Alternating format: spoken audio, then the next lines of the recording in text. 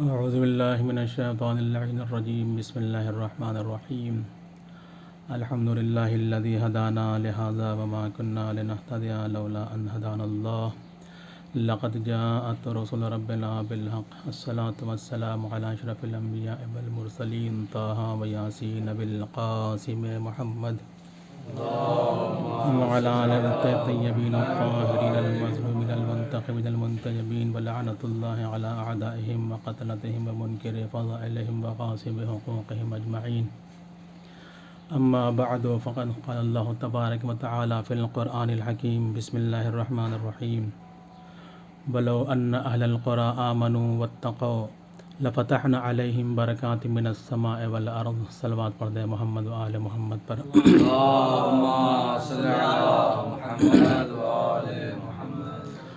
परवरदिगार आलम कुरान करीम में इरशाद फरमा रहा है कि अगर ये अहलुल क़ुरा, इस ज़मीन के रहने वाले बसने वाले, अगर ये ईमान ले आते और तक़वा इख्तियार कर लेते, लफ़तहना अलैहिम बरकातिम मिनस समाए वल अर्ज़, तो उसका नतीजा ये होता कि हम उनके ऊपर ज़मीन व आसमान की बरकतों को खोल देते। यानी अल्लाह ये चाह रहा था कि अगर ये सही से ईमान ले आते और सही तक़वे को अख्तियार कर लेते तो इन पर अपनी तमाम रहमतों को जो आसमान और ज़मीन में है उसे परवरदिगार आलम इन अहले ज़मीन पर खोल देता, उनकी कुशादगी कर देता। अज़ीज़ों, इस आया करीमा में दो लफ्ज़ों का इंतख़ाब हुआ कि एक ईमान का इंतख़ाब है, दूसरे तक़वे का इंतख़ाब है कि अगर ये ईमान ले आते और तक़वा अख्तियार कर लेते तो इन पे हम ज़मीन व आसमान की बरकतों को नाजिल कर देते, खोल देते। यानी कि ज़मीन अपनी बरकतें उगलती, आसमान अपनी बरकतें नाजिल करता। एक सलवात पढ़े मोहम्मद वाले मोहम्मद पर।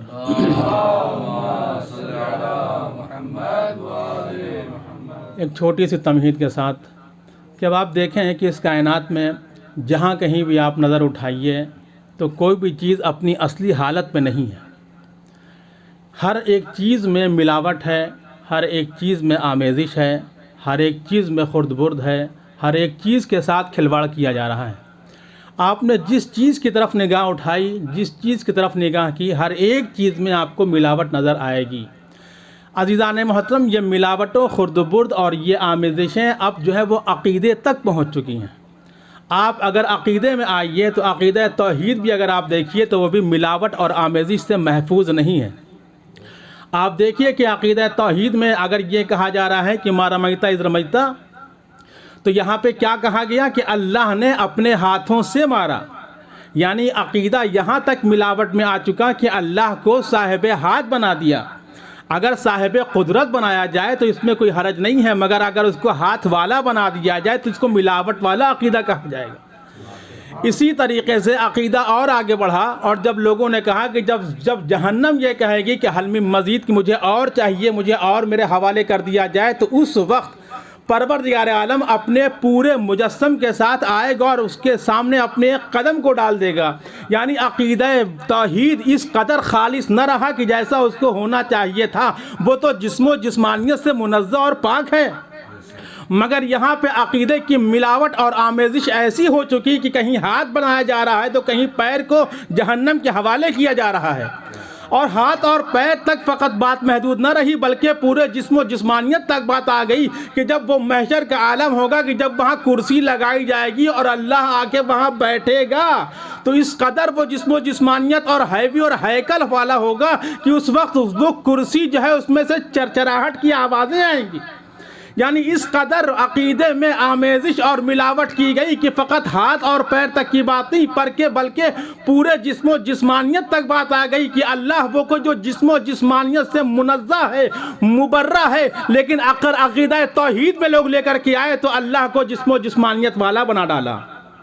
एक सलवात पढ़ें मोहम्मद व आले मोहम्मद पर।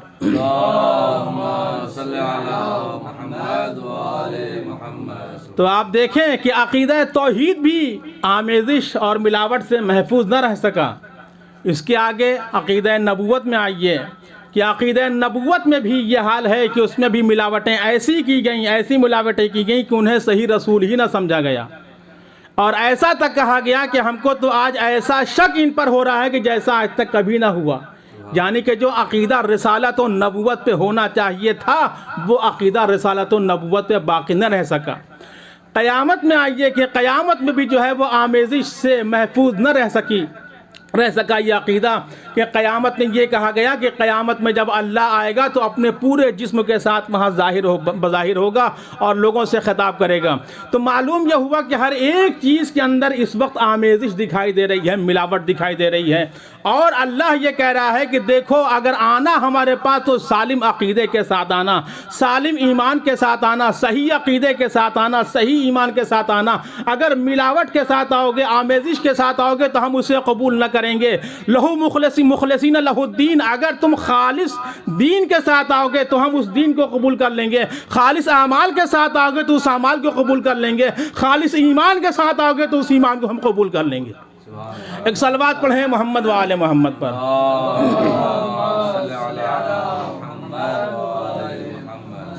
अब अज़ीज़ान मोहतरम सलवात पढ़ें मोहम्मद वाले मोहम्मद पर।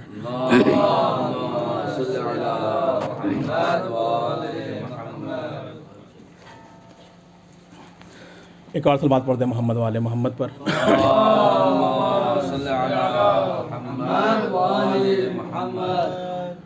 अब आप देखिए कि आखिर ये ईमान क्या है।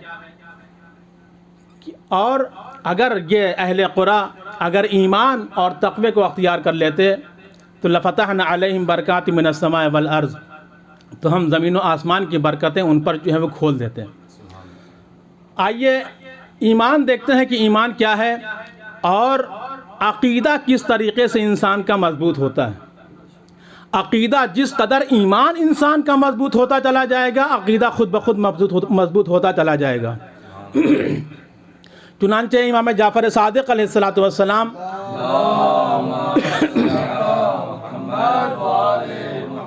और इमाम मोहम्मद बाक़िर अलैहिस्सलातु वस्सलाम, ये दो इमाम हैं कि आपस में गुफ्तगू कर रहे हैं। पाँचवें इमाम ने अपने बेफरजंद छठे इमाम से फरमाया क्या है मेरे बेटे, अगर तुमको देखना हो, रावी वहाँ बैठा हुआ है, रावी इस बात को नक़ल करता है कि जब इमाम पंजुम ने इमाम शशुम से जब नक़ल करना शुरू की है बात, तो उन्होंने कहा कि अगर हमारे शियों को देखना है कि वो ईमान में किस दर्जे पे फायज़ हैं तो उनको ये देख लेना कि वो हमारी रिवायात व हदीस को किस तरीक़े से लेते हैं और अपनी ज़िंदगी में अप्लाई करते हैं, अपनी ज़िंदगी में उसको किस तरीक़े से लागू करते हैं, हमारी रवायात को, हमारी हदीसों को। क्योंकि इमाम फरमाते हैं कि यअलुल मोमिन इला अक़सा दर्जातिल ईमान, क्योंकि मोमिन वो है कि जो अपने आला दर्जे ईमान पे अगर पहुँचेगा तो हमारी हदीसों और हमारी रिवायतों के ज़रिए पहुँचेगा। यानी अब मोमिन का ईमान अगर बुलंद अपना करना चाहता है अपने ईमान को, तो वो अहले बैत से जुड़े, अहले बैत की हदीसों पे अमल पैरा हो जाए। जिस कदर अहले बैत की हदीसों पे अमल करता जाएगा उस कदर उसका अक़ीदा मजबूत होता जाएगा और उसका ईमान मजबूत होता चला जाएगा। लेकिन यही इंसान अपने आप को मोमिन कहता रहे मगर अहले बैत की हदीसों से, उनकी रिवायतों से अगर दूर है तो वो इंसान मोमिन नहीं हो सकता, मुसलमान तो हो सकता है। एक सलवात पढ़ें मोहम्मद वाले मोहम्मद पर।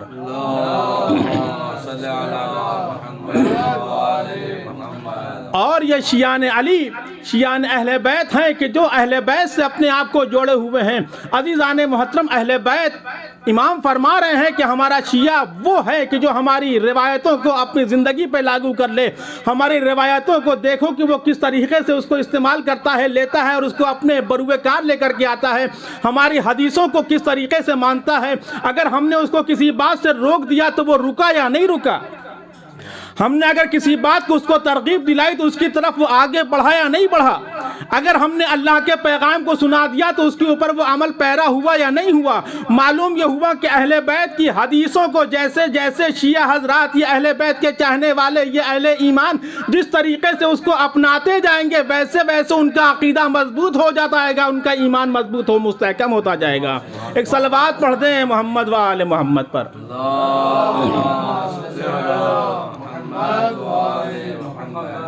आज तो हमें ये शरफ, ये फजीलत, ये मर्तबा, ये वक़ार, ये बुलंदी या जितने भी ऐसे आप मुतरादिफात लेकर के आ जाएं कि ये शिया जो है ये हमें बहुत आसानी से मिल गया।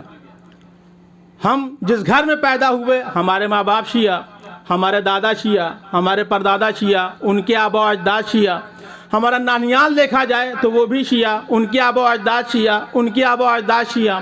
तो ये तो हमको फ्री में एक चीज़ मिल गई कि जिस घर में हम पैदा हुए, जो अकीदा वहाँ पर राइज था, उस अकीदे पे हम गामजन हो गए। मगर मरहूम गुलाम अस्करी साहब क़िबला का यहाँ जुमला, और इसमें उनको शरीके सवाब भी किया जाए कि मरहूम फरमाते हैं कि शिया दो तरीक़े के होते हैं, एक शिया असली होते हैं, दूसरे शिया नस्ली होते हैं। नस्ली शिया कौन है कि हम जिस घर में पैदा हुए उस घर में सब के सब शिया थे, लिहाजा हम शियत पे बाकी हैं। हमारे आबा अजदाद शिया थे, उनके आबा अजदाद शिया थे, ये शिया एक तसलसल से आता गया, लिहाजा हम उस घर में पैदा हुए, हम भी शिया हो गए, लिहाजा ये नस्ली शिया हैं।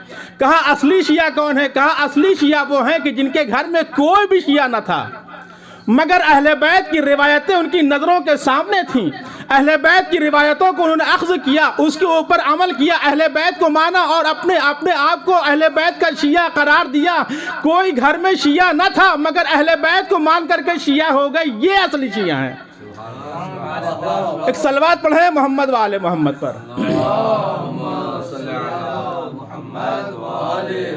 मालूम यह हुआ कि दो तरीक़े के शिया, एक असली और एक नस्ली। तो हम तो नस्ली शिया हैं, लेकिन वो असली शिया हैं कि जिन्होंने वाक़ईन अहले बैत की तालीमात को अपने अख्ज़ किया और अपनी ज़िंदगी पर लागू करने के बाद उन्होंने शियत को अख्तियार कर लिया, उनको कहते हैं असली शिया।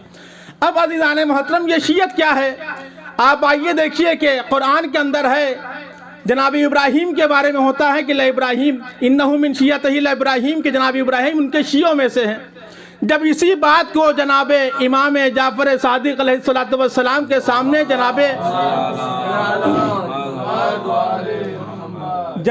जाबिर जाफ़ी ने सवाल किया। जनाब जाबिर जाफ़ी वो हैं कि जो 5वें और 6ठे दोनों इमाम के शागिर्द हैं।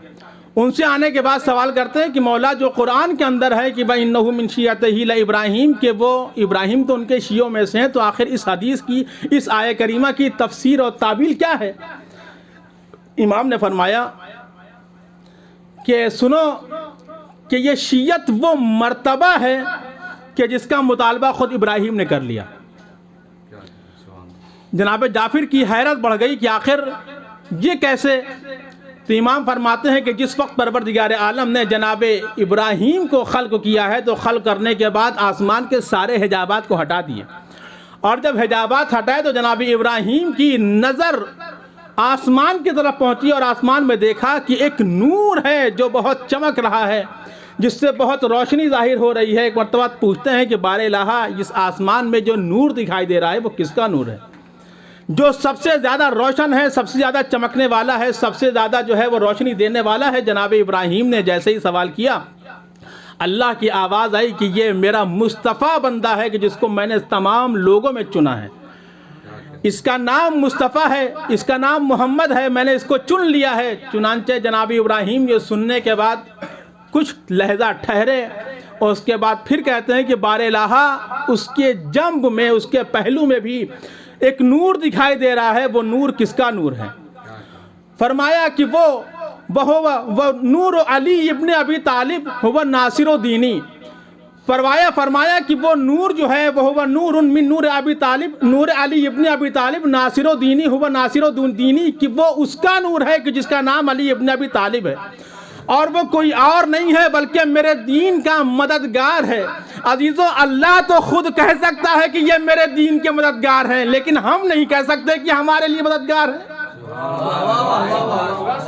एक सलवात पढ़े मोहम्मद वाले मोहम्मद पर।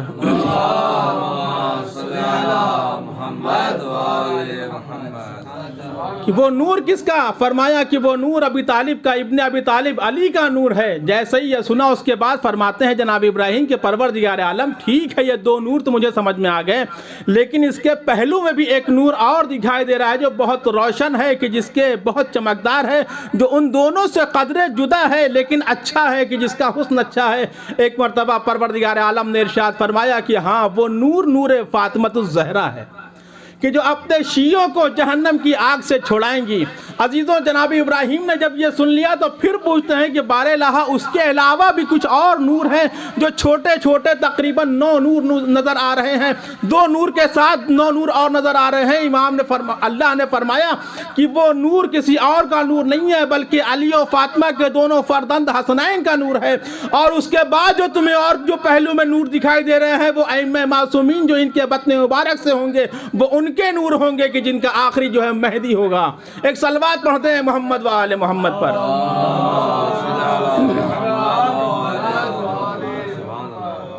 चुनांचे जब इमाम ने अल्लाह ने जब यहाँ तक बयान फरमा दिया, इमाम ने जनाब जाबिर जाफी से ये बात बयान फरमा दी, तो उसके बाद कहते हैं कि लेकिन जनाब इब्राहीम यहाँ पे ठहरे नहीं। अब यहाँ पे उनका यह सवाल होता है कि बारेलाहा इतने सारे नूरों के साथ जो एक वहाँ पे झुरमुट में जो नूर दिखाई दे रहा है, जो गुच्छे दर गुच्छे नूर दिखाई दे रहा है कि जिसमें से बहुत सी रोशनियाँ हैं, जो हर एक छोटा छोटा नूर है जो चमक रहा है। बारेलाहा ये इतने सारे नूर ये किसके नूर हैं जो यहाँ से दिखाई दे रहे हैं, जिनको मैं देख रहा हूँ, जिनकी तरफ मेरी हसरत बढ़ती जा रही है। अल्लाह ने कहा कि ये नूर किसी और का नूर नहीं है बल्कि ये अली इब्ने अबी तालिब के शियों का नूर है। जैसे ही जनाब इब्राहीम इस बात को सुनते हैं फौरन कहते हैं कि अल्लाहुम्मा जअलनी मिन शिय्यत अमीरुल मोमिनीन, कि बारेलाहा मुझको भी शिया अमीरुल मोमिनीन में करार दे दे। सलवात पढ़ दे मोहम्मद व आले मोहम्मद पर।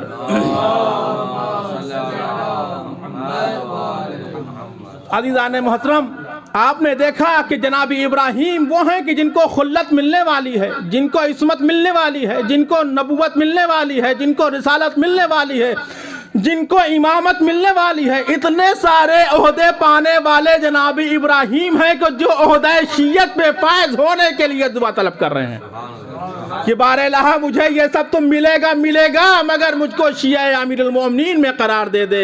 एक सलवात पढ़ दे मोहम्मद व आले मोहम्मद पर।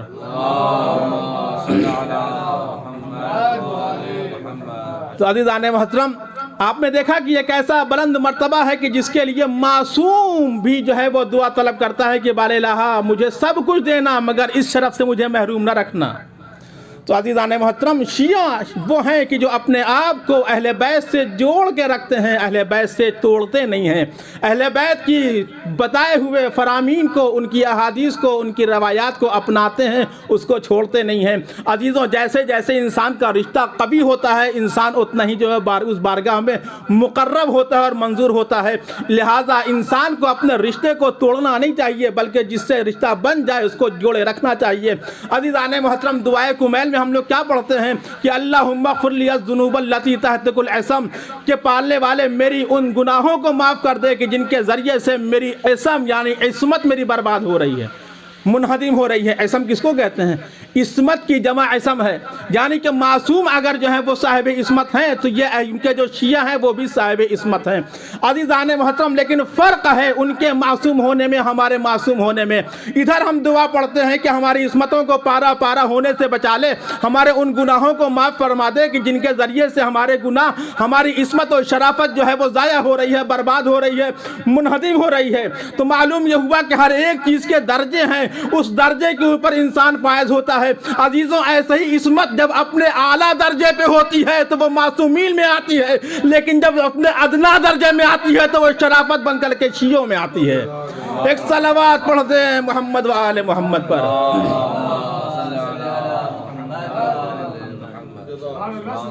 तो आपने देखा कि इंसान को अपने रिश्ते को जोड़ना चाहिए, तोड़ना नहीं चाहिए। अहले बैत से जिस तरीके से रिश्ता जुड़ा हुआ है उस रिश्ते को अपने इंसान को बाकी रखना चाहिए।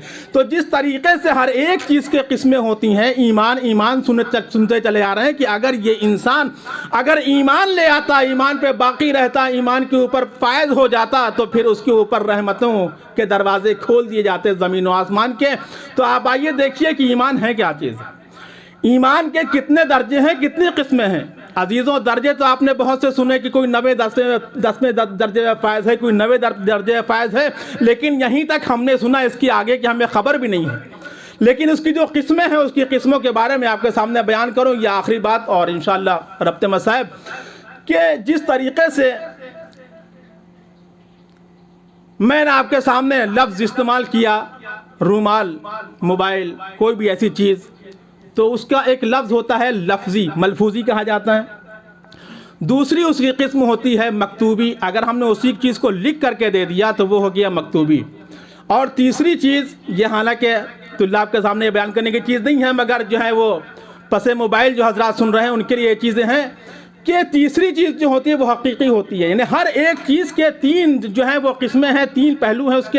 एक लफ्ज़ी है कि जो बोल दिया गया उसको लफ्ज़ी और मलफूज़ी कहा जाता है, जो लिख दिया गया उसको मकतूबी कहा जाता है, जो सामने उस चीज़ को आपको दिखा दी गई तो उसको हकीकी कहा जाता है।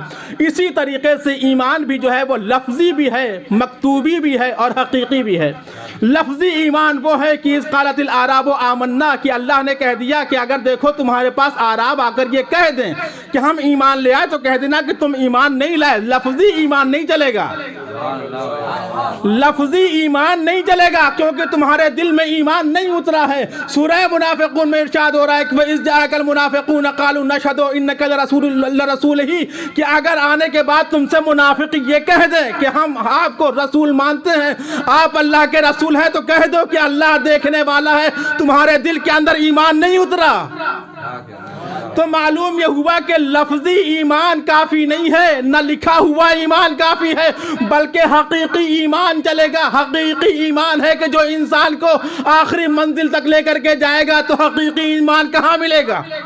इंसान को तलाश करना है कि हकीकी ईमान चाहिए। तो अज़ीज़ाने मोहतरम, हकीकी ईमान के लिए आइए देखें, कहीं और जाने की ज़रूरत नहीं है, बल्कि जंगे खंदक में जिस वक्त मौलाए कायनात के, जिस वक्त रसूल इस्लाम के सामने अम्र बिन अब्द आया, तो उसने आने के बाद मुतालबा किया कि भेजो उसको जो मेरे हाथों से मर जाए या मुझे मार दे।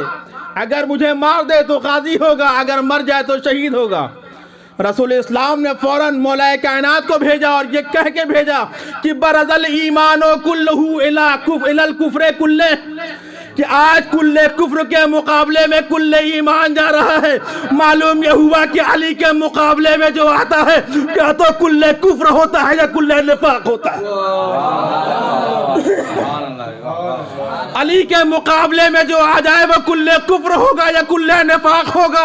अब आने वाला या तो काफिर होगा या मुनाफिक होगा, चाहे वो जंगे सिफीन के मैदान में हो या जंगे जमल के मैदान में हो। सलवात पढ़ दे मोहम्मद व आले मोहम्मद पर।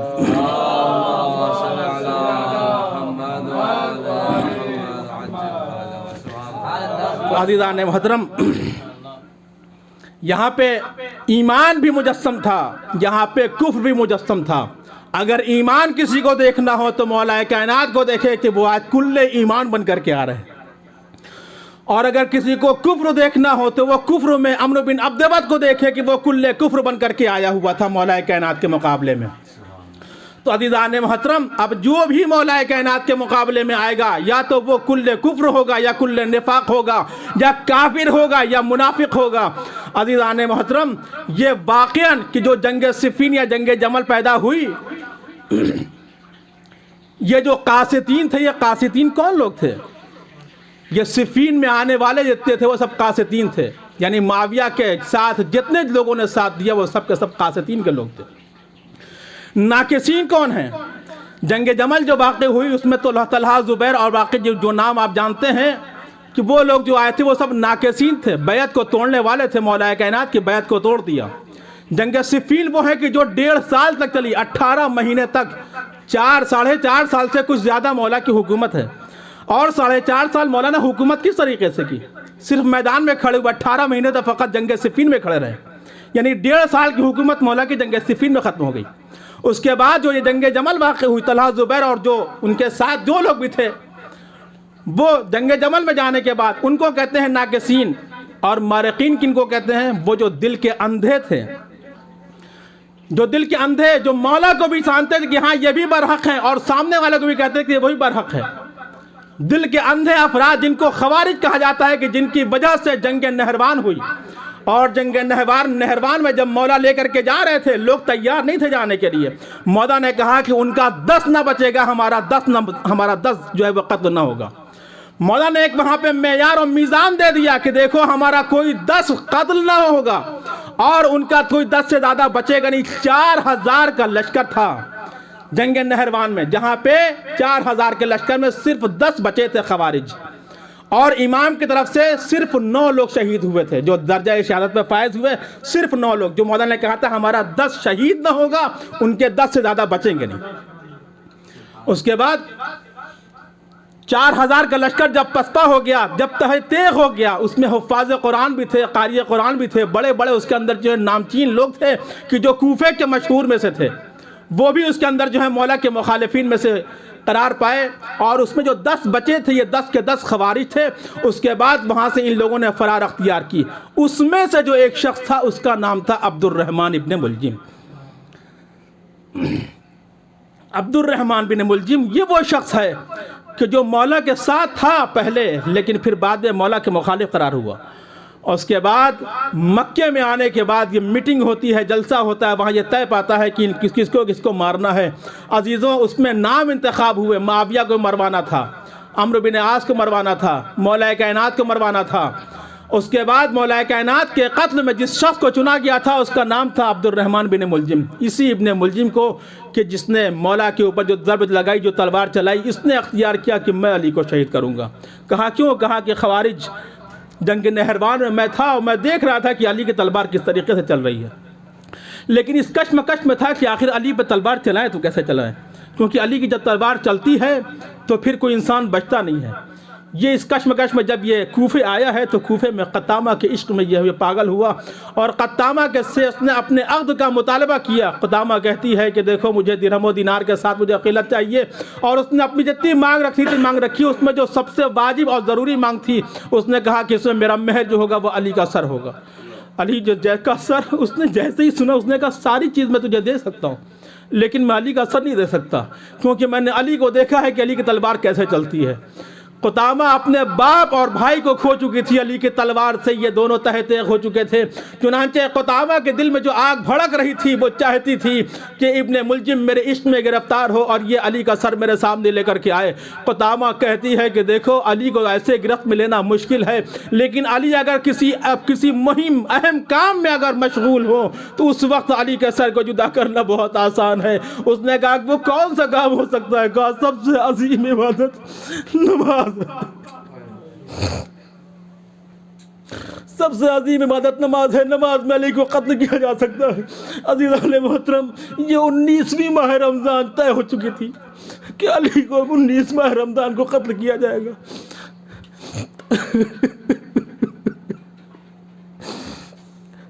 अज़ीज़ान मोहतरम, मौला हर दिन अपने किसी बेटे के यहाँ, किसी बेटी के पास आके इफ्तार करते थे, लेकिन जब 19 का इफ्तार आपने जनाब उम्मे कुलसूम के यहाँ किया, जनाब उम्मे कुलसूम कहती है कि मैंने अपने पापा के सामने दूध का प्याला रखा और नमक रखा कि मेरे पापा इफ्तार कर ले, लेकिन मेरे पापा ने दूध का प्याला हटा दिया, नमक से इफ्तार